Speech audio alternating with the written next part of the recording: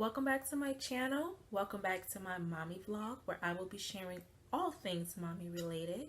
In this video, I am going to just be sitting down and sharing with you guys about my journey as an autism Before we get started, please don't forget to like, comment, and subscribe if you would like to come along this journey called motherhood with me. Alright, so let's jump right into it. So for those of you who know me personally, you know that my youngest son, Amir, was diagnosed with autism when he was a toddler. Where do I even begin? So when Amir was a baby, I would say probably about 15 months old, we just began to notice, we as in, you know, my family, my close family, we began to notice that there were certain milestones that Amir was not hitting. To be specific, Amir was not saying any words and he wasn't trying to say any words, which for a baby that young, I really didn't think anything of it. You know, when people used to say like, oh, Amir isn't talking, or Amir isn't trying to say anything, you know, he wasn't saying mama, dada, you know, nothing. So I was just like, you know, he's a baby, you know, babies develop at different rates. So it never really crossed my mind like, oh, something, you know, could be going on here. Well, at his 18-month checkup, I took him to his pediatrician for a well baby visit. And the pediatrician had this checklist. It was basically like a developmental milestone checklist. So I just remember looking on this checklist, and I just remember feeling,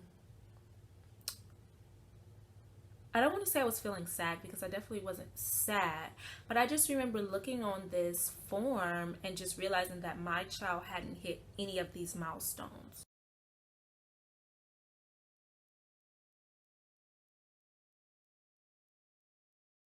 So from there, Amir got started with early intervention, and since we lived in Kentucky at the time, it's I want to say it's Early Developmental Intervention Services, EDIS. I know EDIS for short, that he got started with. So we started that right away at 18 months. Still, guys, I was not overly concerned. I was just saying like, okay, I need to do better as a mom, you know, to make sure that my child is meeting these milestones. So we began an evaluation with EDIS. And after evaluating him, they determined that yes, there was a developmental delay. And I remember, you know, sitting with the EDIS worker, because part of the services that early intervention does, they sit with the family, and well, at least this is how it worked, you know, back then in the state of Kentucky. They sat with the family and they ask you, what are your concerns? You know, what do you want to work out? What do you want to work on? So I remember her asking me, what are your concerns? And, you know, my concerns, I just shared with her, you know, little concerns that I had. You know, I wanted him to speak and, you know, things like that. He had just started walking at about 16 months. So, I wanted him to explore more. You know, I wanted him to play with toys appropriately and, you know, things like that. And just, you know, just things like that, basically. And when I got finished with my concerns, and I said that pretty much, you know, sums up my concerns, she looked at me, and I remember it like it was yesterday. She looked at me and she said, "Are you concerned about autism?" And I kind of felt like, it felt like I had been hit with bricks, because up until that point, I hadn't ever even considered autism. In fact, that's exactly what I told her. I said, I don't think I've even considered, the possibility that he could have autism. At the time, I didn't really know much about autism. I didn't know, you know, what the signs were. The only thing that I really knew pertaining to autism was that I knew that someone in my family had it, and that was it. I didn't really know. So when she said autism, you know, panic set in. And after I told her, that I hadn't even thought about it, I asked her, I said, should I be concerned about autism? She just said, we cannot diagnose him, but I will say that he's very similar to a lot of the patients that we have with autism. And they recommended that he be seen by a developmental pediatrician. Okay, so guys, I would say that night I allowed myself to cry. Because when she left my house, me being the type of person that I am, the type of mother that I am, I dove into research. And I read books, I read articles, I watched videos, and what I found was that my child was very similar to the children in these books, to the children in these videos, and it broke my heart. It really did, just to think that this is what my child is going to go through. Like, this just the thought of the possibility, it broke my heart. And I just remember crying. My children were so young at the time. My family was miles away.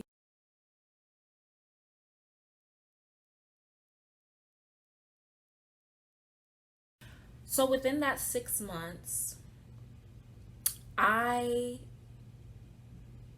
did not allow myself to feel sorry for my child. I didn't allow myself to feel sorry for me at all. After that one night that I cried, that was it. It was like, wipe your tears. Okay, so what's next? We know that this is a possibility. Whatever the case is, what is it that we need to do to get Amir to where he needs to be? And I just knew that I was going to have to step up. I knew that. Now, within those 6 months, I will say that Amir's progression was slow. Basically, this 6 months, that first 6 months between when the Aegis worker first asked me if I was worried about autism to the end of the 6 months when he actually was evaluated by the developmental pediatrician, that was really my getting to know my son phase, getting to know him, noticing everything about him. Okay, he doesn't like loud noises. Okay, he doesn't like crowds. Okay, this is something that, kind of sets him off. And, he started to develop more of those stereotypical autistic behaviors, such as repetitive behaviors, a little bit of head banging, lots of looking for sensory input types of things. And, it was just kind of like a getting to know my baby all over again, type of phase. Well, anyway, at the end of the 6 months,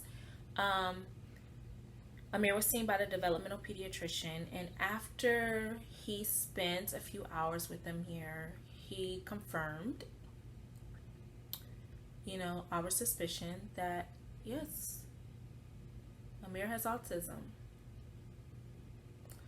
And by that time, it did not come as a surprise. So I did not take the news hard at all. I remember looking, the developmental pediatrician right in his face and asking, okay, what's next? What do we do from here? And he recommended a few different therapies. I remember him recommending ABA therapy. He also recommended speech therapy and OT. He also sent me a bunch of resources. He sent me support groups. He sent me books. He says, read this book, do this and do that.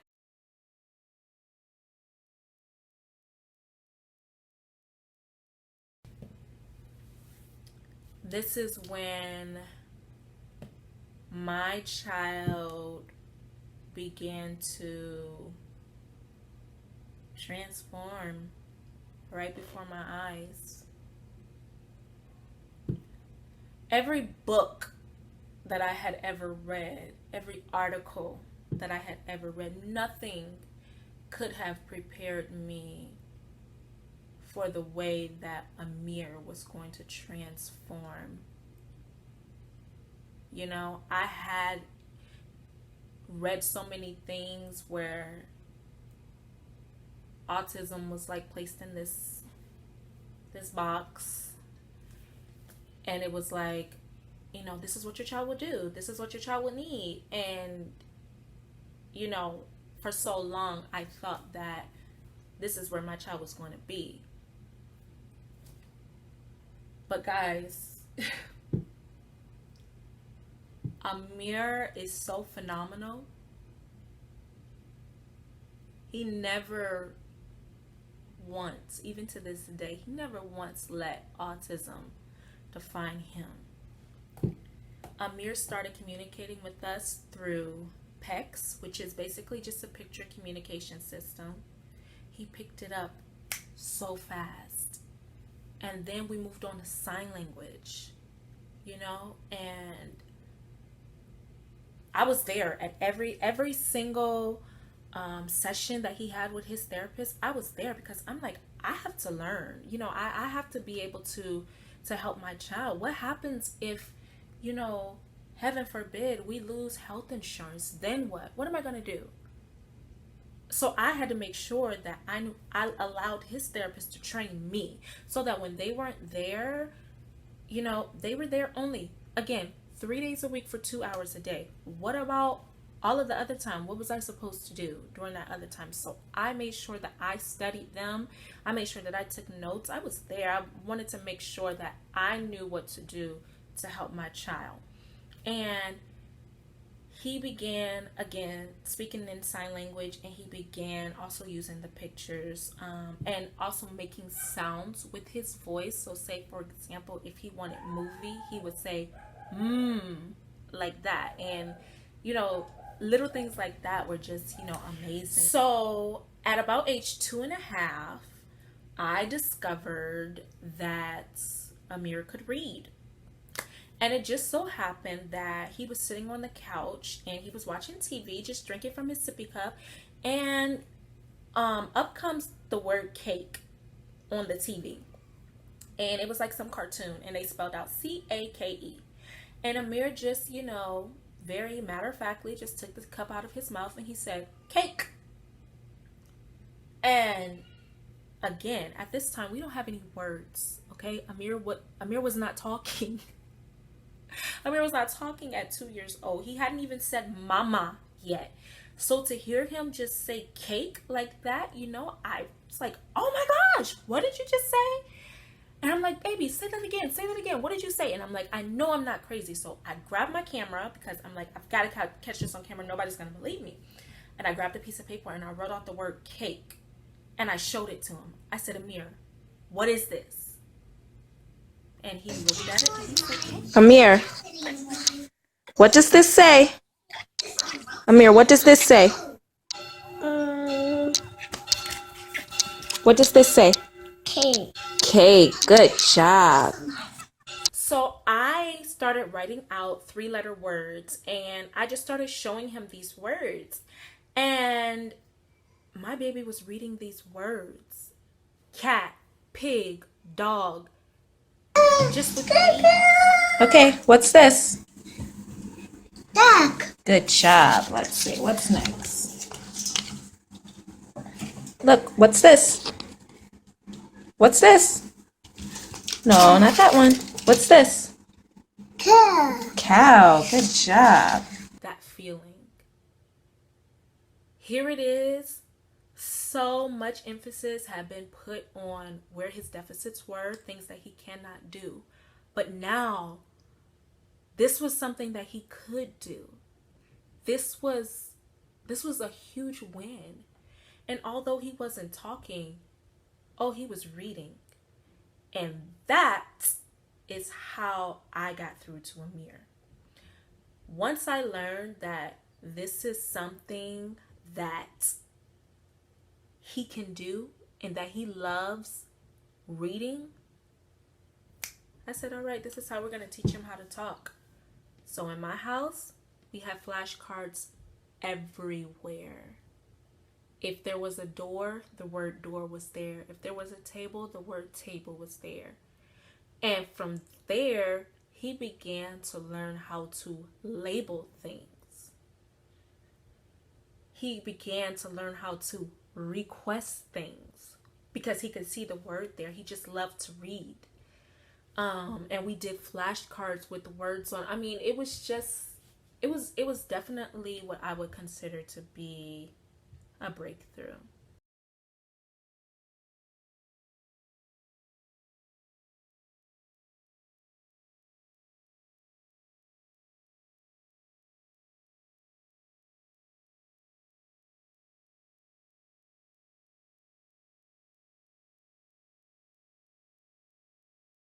At the beginning of first grade, Amir was recommended for the gifted and talented program.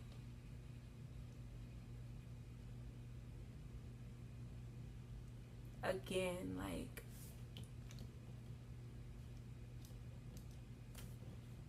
to watch your child go from, special education, not speaking, not having any words, to go to the gifted and talented program, it is an indescribable feeling.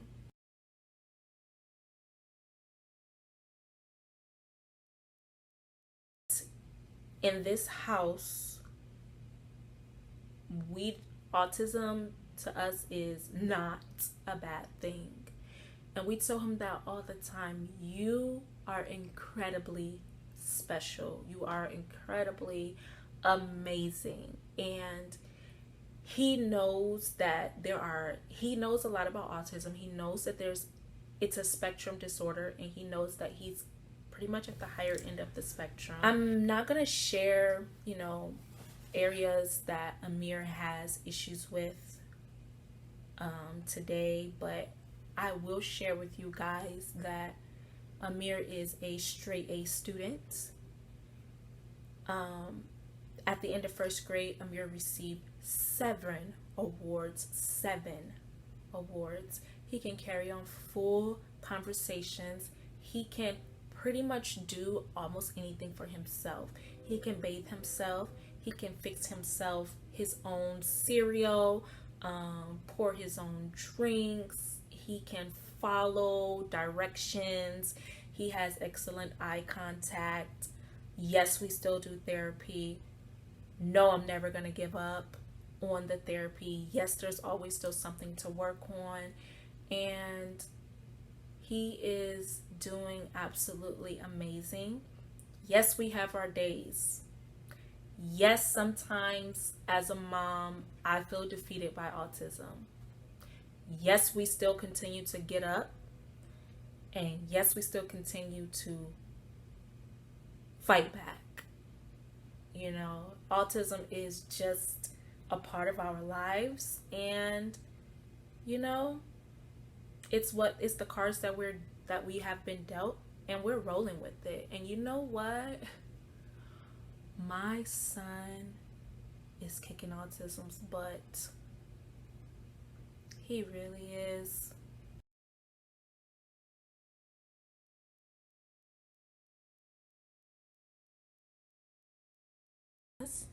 My name is Amir and I'm 7 years old. I have autism.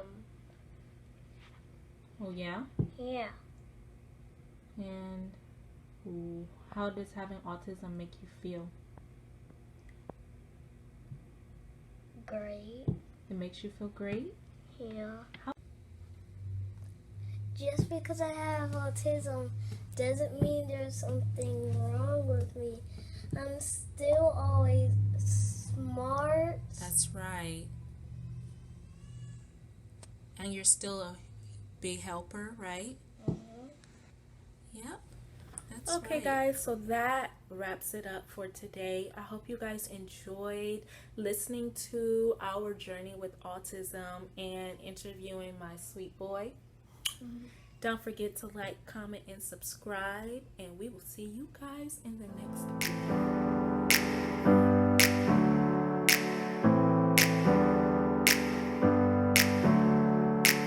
Never up, never down, never.